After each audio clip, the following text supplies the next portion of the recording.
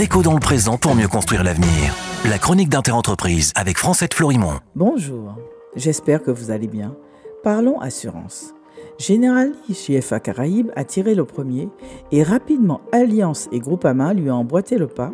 3 assureurs majeurs ne couvrent plus le risque émeute aux Antilles françaises.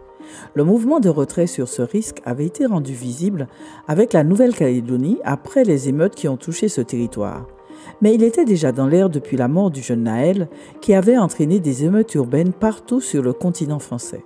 Jusqu'alors, le risque émeute était peu sollicité dans les contrats d'assurance. Il était une modeste option dans les contrats d'assurance et de dommages et pertes d'exploitation. Avec cette succession de révoltes urbaines, les coûts générés pour les assureurs et les réassureurs sont devenus significatifs, voire très importants. 2,2 milliards d'euros pour la Nouvelle-Calédonie, donc 1,1 milliard d'euros à la charge des assureurs, 100 millions d'euros pour les émeutes en Martinique, dont 20 millions d'euros pour Generali JFA Caraïbes, entre 25 et 40 millions d'euros pour Allianz, 10 millions d'euros pour Groupama.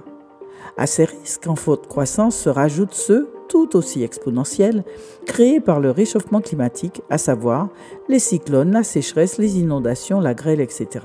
Résultat, le modèle économique de l'assurance ne résiste plus et l'augmentation des primes ne sera pas suffisante pour résoudre les difficultés de remboursement qui se pointent à l'horizon.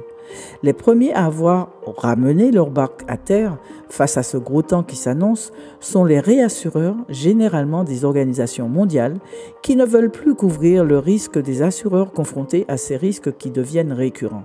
En effet, la répétition des épisodes climatiques, des émeutes, pose un gros problème aux assureurs et réassureurs. Si les événements se répètent jusqu'à devenir prévisibles, ils ne représentent plus un risque aléatoire et donc ne sont plus assurables. En clair, l'assurance ne fonctionne que pour des risques qui ne risquent pas d'arriver. On continue demain. Prenez soin de vous.